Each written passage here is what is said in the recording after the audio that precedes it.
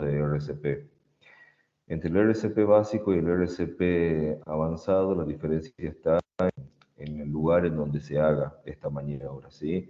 Pero hay algo que es importante y que me parecía oportuno traerlo para esta charla, y es acerca de qué es lo que hace enfermería específicamente.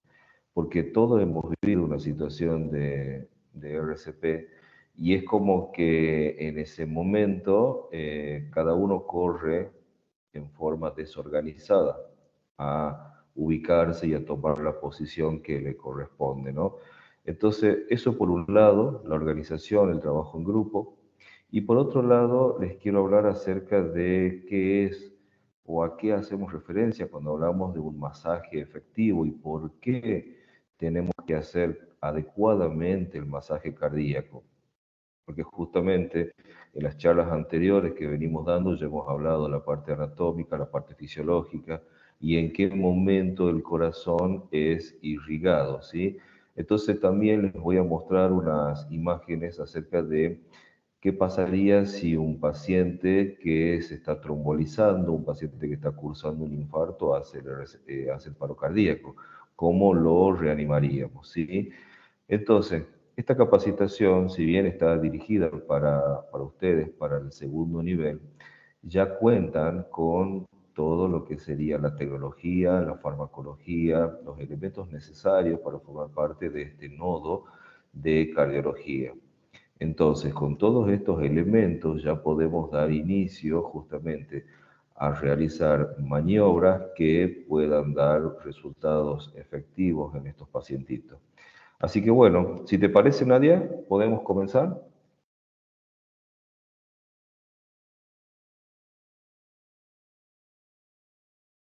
Sí, licenciado, demos inicio. Bueno, perfecto. Bueno, bienvenidos a todos. Me presento nuevamente porque sé que hay gente que es nueva en esto de las capacitaciones. Yo soy el licenciado Alejandro Galíndez, que en este momento soy el instructor del programa de infarto. Justamente existe un programa que se llama Emergencias Cardiovasculares y pertenece al PRIS. Entonces me han seleccionado para que pueda formar parte de lo que tiene que ver con las capacitaciones para el personal de enfermería, y en esta oportunidad está dirigido al segundo nivel. La clase que vamos a ver hoy habla acerca de la enfermería en las emergencias cardiovasculares, sobre todo en el RCP avanzado. Pasemos, Nadia, por favor.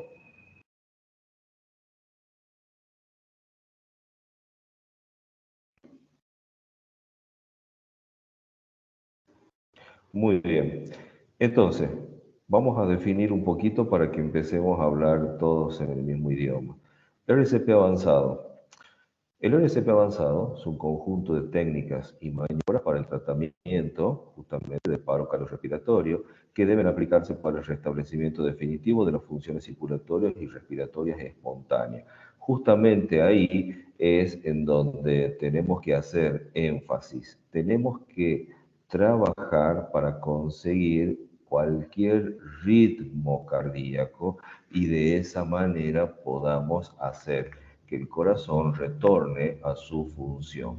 Y por supuesto que haciendo una maniobra adecuada de resucitación con el AMBU, que es lo que ustedes más conocen, el resucitador manual, vamos a dar lugar justamente a que la oxigenación se mantenga correctamente.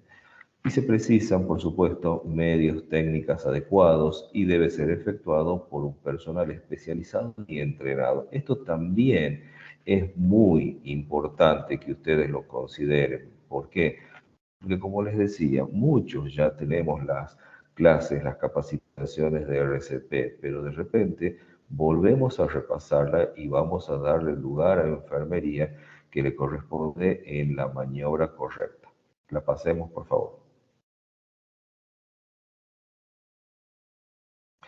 La fase de la reanimación hace referencia a que en un principio arrancamos con el soporte vital básico, que es simplemente administrar oxígeno y restablecer la circulación. Mientras tanto, se va ordenando todo el escenario justamente para asegurar la vía aérea, que eso sería que podamos contar, que podamos disponer de una cánula respiratoria, podemos poner también una cánula de mayo, o podemos poner un tubo laríngeo o, en su defecto, un tubo endotraqueal. Cualquiera de estos dispositivos me sirven para poder asegurar de que el aire con oxígeno va a ingresar hacia los pulmones. Y por supuesto, la reanimación en cuanto a la circulación, por supuesto que lo vamos a cumplir según lo que dice el algoritmo de la AJA, en donde vamos a establecer esta relación de 30 masajes por 2 respiraciones. Hasta acá estamos con lo que sería básico. Ya en el avanzado, esto implica que estamos ya en la guardia, en el shock room, en la sala de emergencias, tenemos que procurar restaurar una circulación espontánea y por eso les decía con cualquier ritmo, desde una bradicardia hasta algún tipo de arritmia que pueda ser corregida, ya sea con el cardiodesfibrilador o utilizando farmacología específica.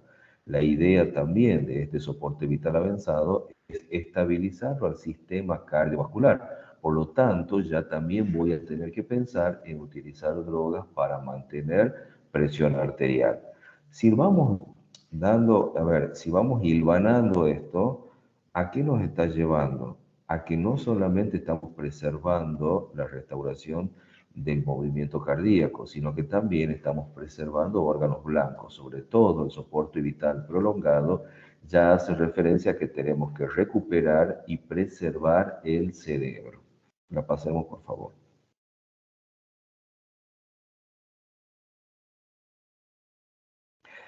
Muchas de las causas conocidas por la bibliografía, por lo que podemos de alguna manera conseguir este conocimiento, hace referencia a las 5H y a las 5T. Dentro de las 5H, por supuesto, la hipovolemia, la hipoxia, en algunos pacientitos que entran con la cetoacidosis diabética, que es muy frecuente en nuestras guardias, la hipoglucemia también, trastornos en el medio interno, sobre todo trastornos con los electrolitos, hipo o hiperpotasemia, hipotermia. En cuanto a las 5T, tenemos taponamiento cardíaco, toxinas, trombosis pulmonar, trombosis coronaria, etc. Pero a continuación, la pasemos por favor.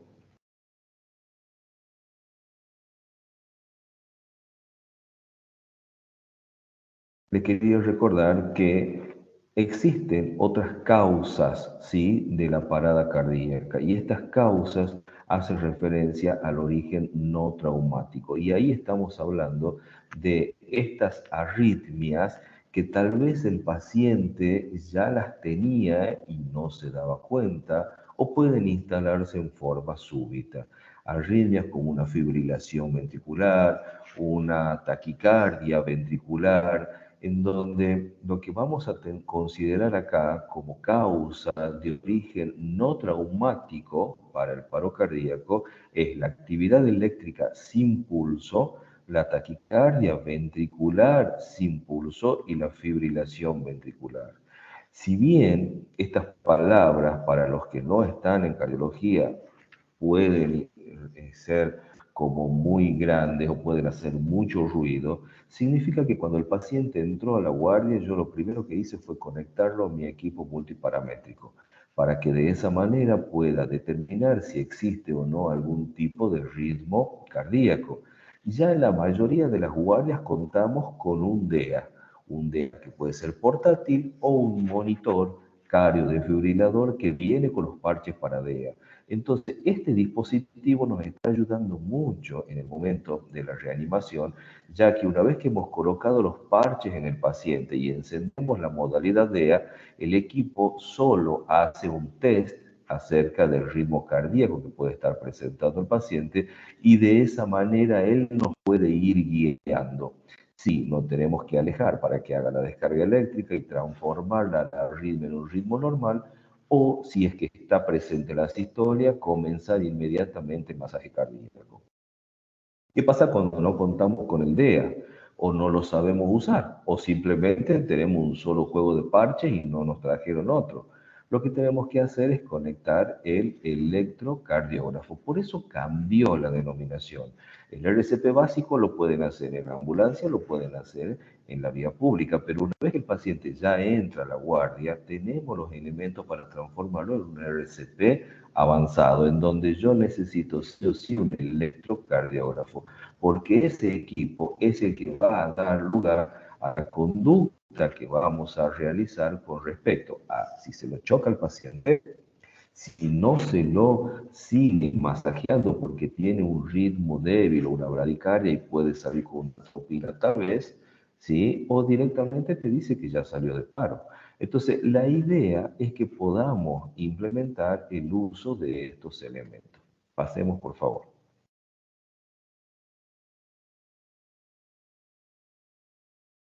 Entonces, ¿cómo vamos a hacer el diagnóstico clínico? Lo primero que vamos a observar, porque hay que también analizar la situación. No es lo mismo que me traigan el paciente inconsciente ya en paro, a que el paciente haya hecho una consulta, ya sea por una crisis hipertensiva, ya sea por una insuficiencia cardíaca o por un trastorno de cardiopatía isquémica, en donde en ese momento dentro de la institución el paciente hace el paro cardíaco. Entonces, lo que vamos a tener en cuenta en cuanto a la valoración clínica es buscar o detectar justamente la pérdida de brusca de la conciencia.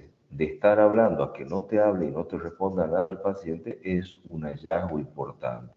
De ahí vamos a comenzar con la búsqueda de los pulsos centrales, por supuesto. Vamos a la carótida, no tengo pulso, ya no tengo conciencia, ya me voy preocupando cada vez más. Hasta eso ya observo la cianosis, o me puede pasar también de que hay un paciente que está haciendo lo que se llama gasping, ¿sí? Es como si fuese que está haciendo bocanadas. Y también me Luis, puede dar, sí, sí, disculpe, ¿qué podrían aceptarla las otras chicas que me están pidiendo ingresar de hace rato? Disculpe a que lo ver, interrumpa. sí, Ahí por mandó favor, un... Nadia. Gracias. Buenas tardes. No hay nadie en sala de espera, están todos admitidos. Ah, ok. Me están mandando por privado las chicas que están en sala de espera y me están mandando la... Bueno, ya les digo que intente de nuevo. Que Muy intente, por Gracias. bien. favor, sí, porque a medida que van ingresando los voy admitiendo. Gracias, disculpe. Bueno, De nada. perfecto, gracias Carlita. Entonces, ¿cuál es la idea de esto? El diagnóstico clínico, como les decía, es hacer esta valoración: pérdida brusca de la conciencia, ausencia de pulsos centrales, cianosis, apnea o gasping que pueda presentar el paciente y la midriasis.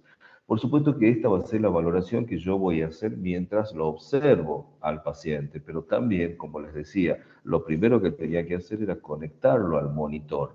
Y ya en el monitor voy a comenzar a ver trastornos en el ritmo cardíaco, que eso también me ayuda justamente a tratar de entender cuál es este estado clínico que tiene el pacientito. La pasemos, Nadia, por favor.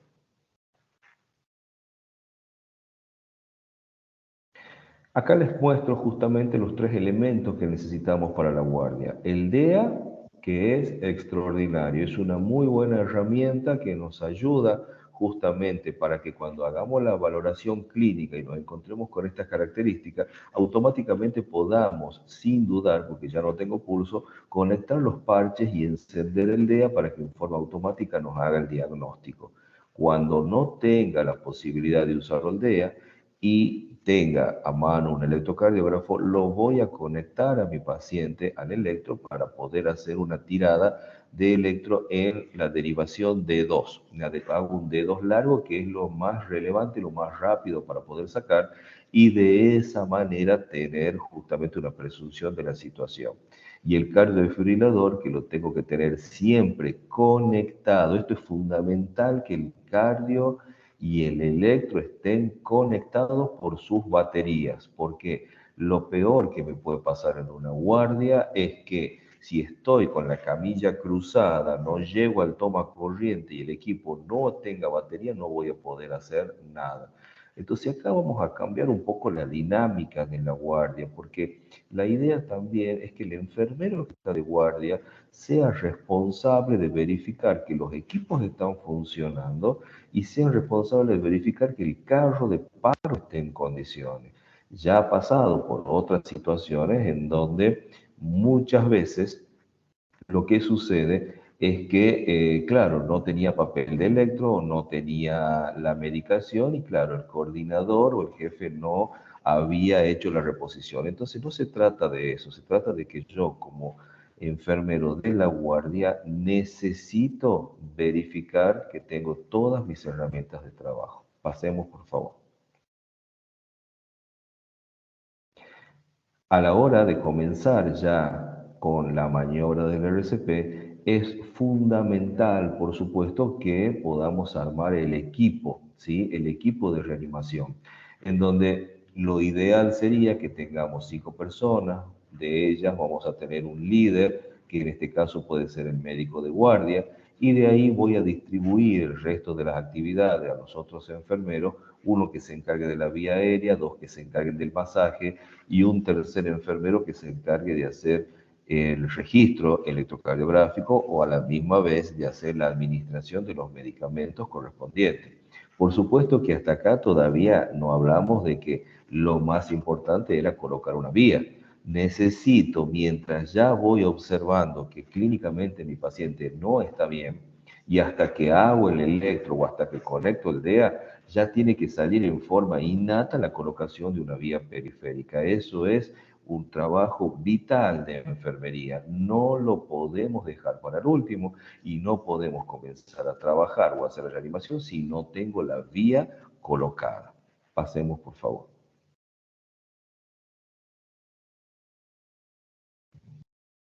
Entonces, vamos a ver qué pasa con el masaje en sí. La compresión es importante y lo dicen en todas las guías americanas sobre las que estamos trabajando para esta charla. ¿Qué es lo que me dice la guía? La guía me dice que yo tengo que descender el esternón, tengo que comprimir la caja torácica a una profundidad de 5 a 6 centímetros. Y acá está la respuesta justamente. Esa profundidad va a que yo pueda vaciar la cámara cardíaca, sobre todo el ventrículo izquierdo, para permitir que se pueda irrigar todo, es decir, para permitir que la circulación mayor se adapte a este masaje cardíaco. Pero así como comprimo, tengo que permitir que la caja torácica vuelva completamente a su lugar de origen, porque ahí estaríamos hablando de que le damos lugar a que las cámaras cardíacas vuelvan a llenarse de sangre. Estamos hablando de qué cosa? Sístole y diástole.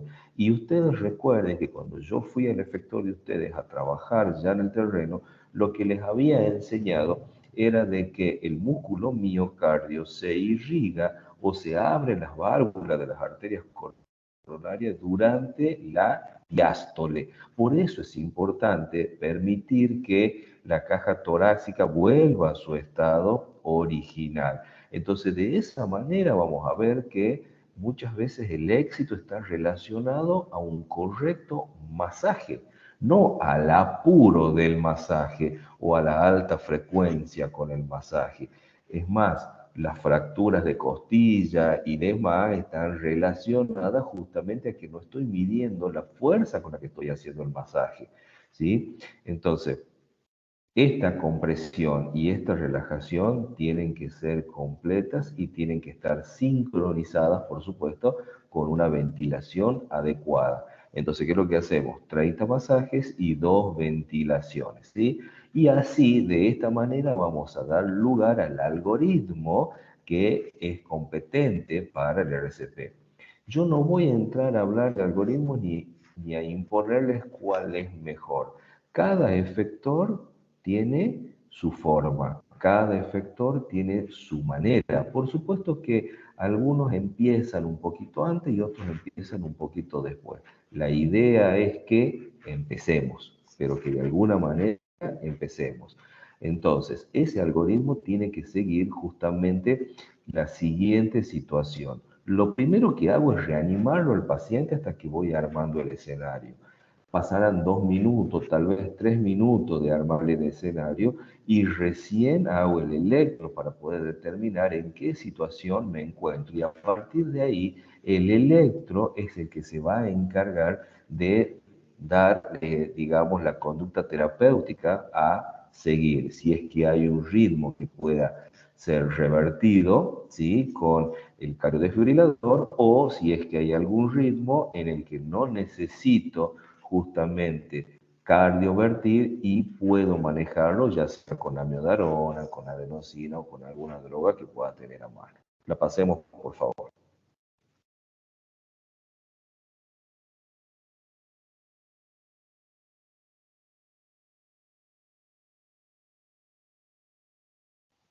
Se trabó la presentación, licenciado. Ahora comparto de A nuevo. ver, bueno.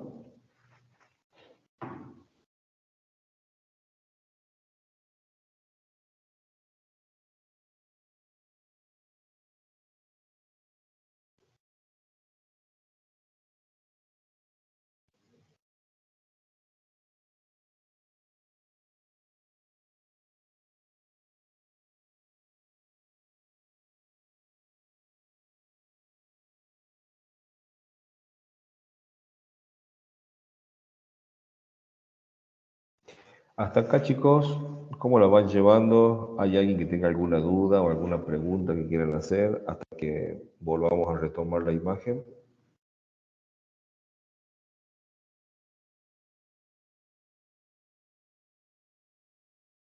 Licenciado, cuando usted dijo de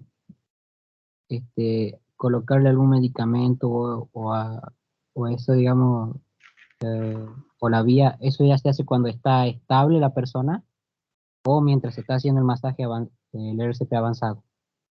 Lo que pasa es que primero definamos qué medicamento. Vos sabés que una vez que ha comenzado el RCP, la adrenalina va a ser la medicación con la cual vos vas a conseguir que arranque el corazón, ¿sí? Ahora, si vos tenés una arritmia y tal vez lo mantenga estable al paciente como una taquicardia sinusal o una fibrilación auricular y de baja respuesta, entonces en vez de chocarlo al paciente, se puede utilizar amiodarona, por ejemplo.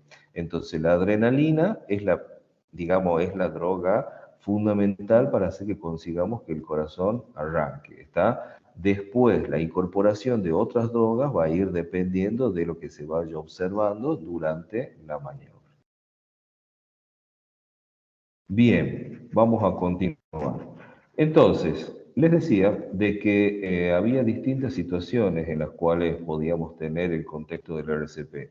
Acá ustedes están observando un monitor y por supuesto que lo que estamos viendo en el monitor justamente hace referencia a un supradesnivel del ST. Un supra bastante importante. Es decir, estamos hablando ya acá de una cardiopatía isquémica y si ustedes observan, la presión arterial del paciente está en 90, casi 60 de sistólica. ¿Qué me está diciendo esto?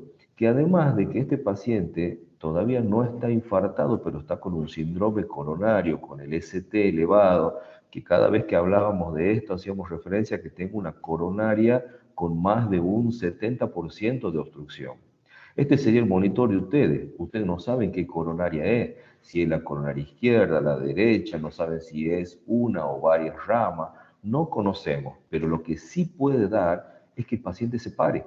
Entonces, si el paciente, supónganse que hemos comenzado ya con la administración de la streptoquinasa, esto es para los hospitales de centros más alejados, si comenzamos con la streptoquinasa, que justamente era para desobstruir la arteria y el paciente hace paro, por supuesto que aún así lo vamos a seguir reanimando sin suspender la streptoquinasa.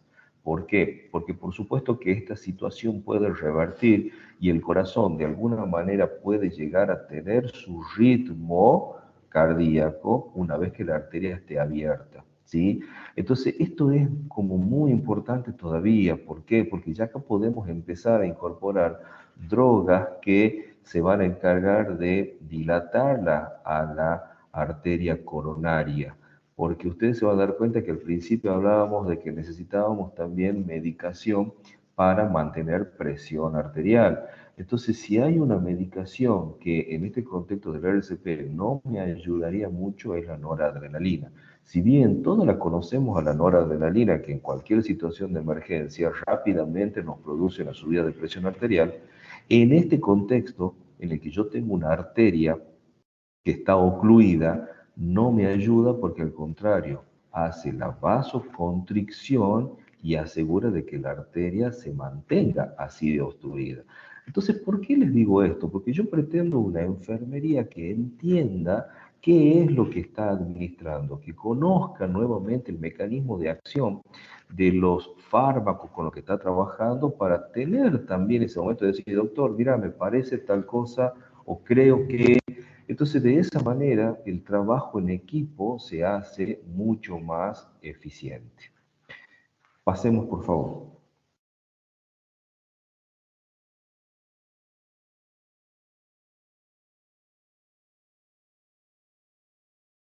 Acá está el algoritmo, que es lo que yo les decía, este algoritmo lo conocen todos, está actualizado al 2022, el algoritmo de la Asociación Americana del Corazón.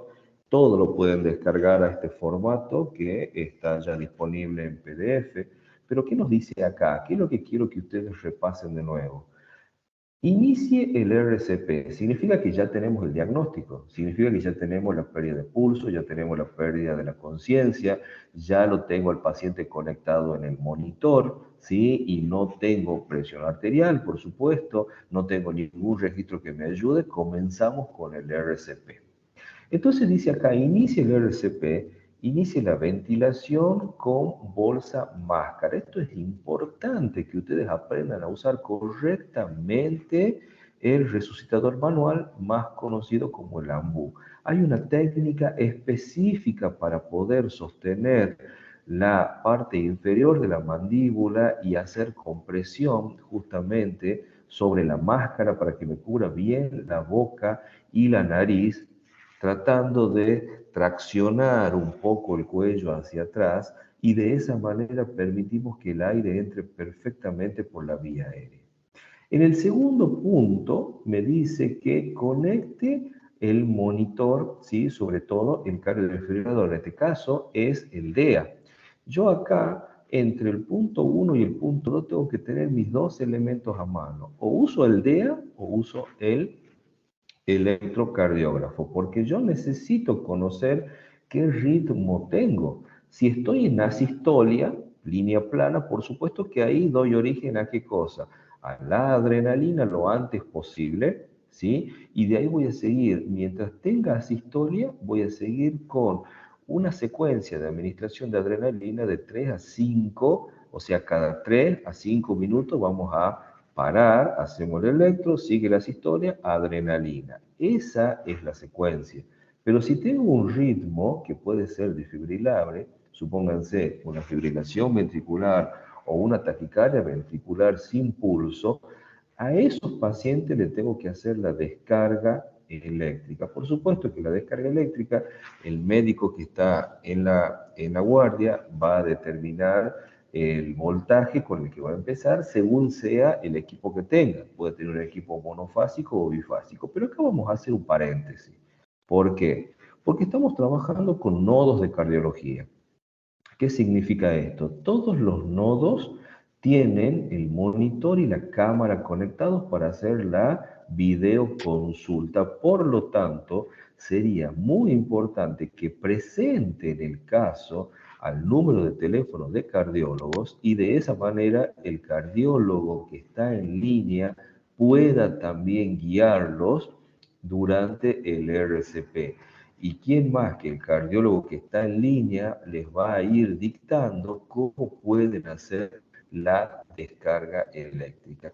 Por eso es que en esta oportunidad, en este tipo de RCP, les quería decir de que tienen ustedes el respaldo del cardiólogo en línea y que en el contexto de emergencias cardiovasculares, ese cardiólogo lo va a estar guiando todo el tiempo para que enfermería administre los medicamentos o haga la acción de enfermería correspondiente según indicación del cardiólogo en línea. Eso es muy importante. Pasemos, por favor.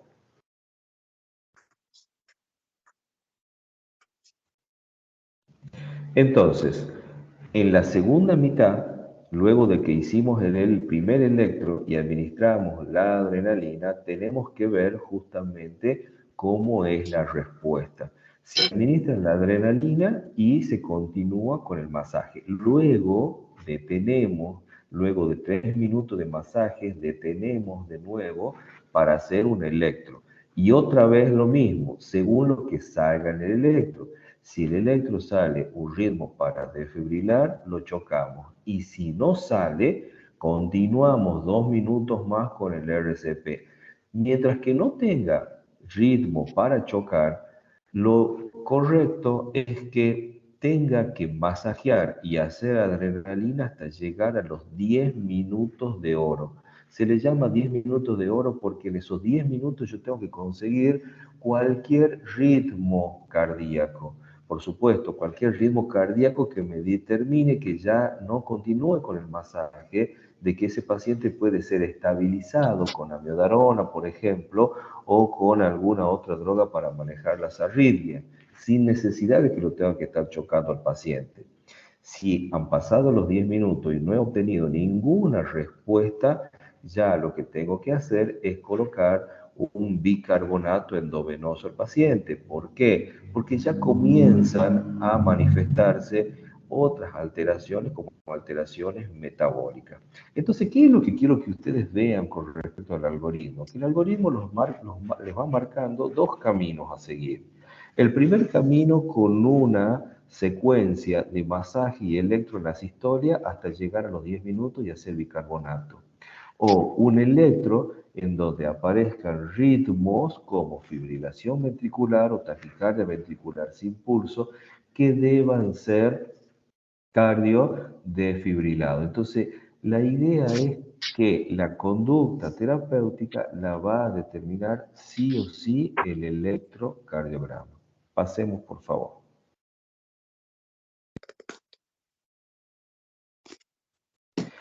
Muy bien.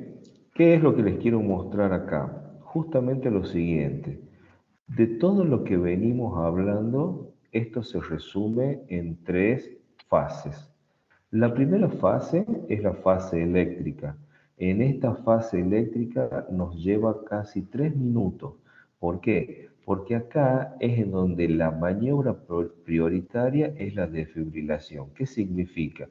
Si el origen de la parada cardíaca está relacionada a una arritmia que la pueda chocar, por supuesto que la fase eléctrica va a ser esa la prioridad. Se lo va a tener que chocar al paciente para transformarlo en un ritmo normal.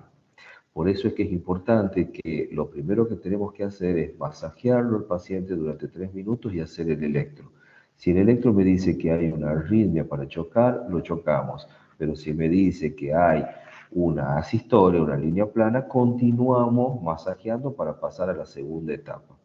La segunda etapa, transcurrido 4 a 5 minutos, estamos en la fase circulatoria, en donde la maniobra prioritaria es la compresión y la ventilación. Es decir, acá yo ya tengo que concentrarme en hacer esa compresión de 5 a 6 centímetros y permitir que la caja retorne a su estado normal y mantener la sincronización con la ventilación, porque acá ya es crucial. Yo ya tengo 4 a 5 minutos donde no he obtenido todavía una respuesta de una recuperación espontánea cardíaca. Si sigue pasando el tiempo y llegamos a los 10 minutos en la fase metabólica, cuando haga el bicarbonato, ¿qué me está diciendo? Que cuando ya paso la barrera de esos 10 minutos, hay pocas probabilidades de una recuperación circulatoria espontánea. Es decir, ya van a predominar más las complicaciones que el éxito justamente del RCP. Entonces, esta es la última diapo. Yo lo que les quería decir es que cuando tengamos la situación de una parada cardíaca, no se olviden que primero tenemos que manejar nosotros la calma y cómo lo vamos a hacer, comenzando el masaje. tranquilos, nos ponemos en posición, hacemos un masaje efectivo, correcto, como les vengo diciendo, mientras después alguien me colabora con la vía aérea. Mientras que tenga una OMBU y 2 personas que hagan un correcto masaje, yo ya estoy aportándole mucho al paciente. De a poquito voy a ir incorporando el DEA o el electro. Como ustedes están en segundo nivel, saben que la prioridad va a ser que tengan la eco, la ambulancia preparada, porque ese paciente hay que derivarlo urgentemente al tercer nivel. Pero ese es el mensaje, no nos apuremos a causar, porque en ese apuro podemos causar más daño y podemos ahora trabajar correctamente porque tenemos todos los elementos en la guardia para que hagamos una buena reanimación. Muy bien, chicos. Antes que nada, les quería agradecer a todos la predisposición por esta participación. Y, por supuesto, si alguien tiene alguna duda o tiene alguna experiencia, disponemos de unos minutitos para poder compartir esto que acabamos de hablar ahora.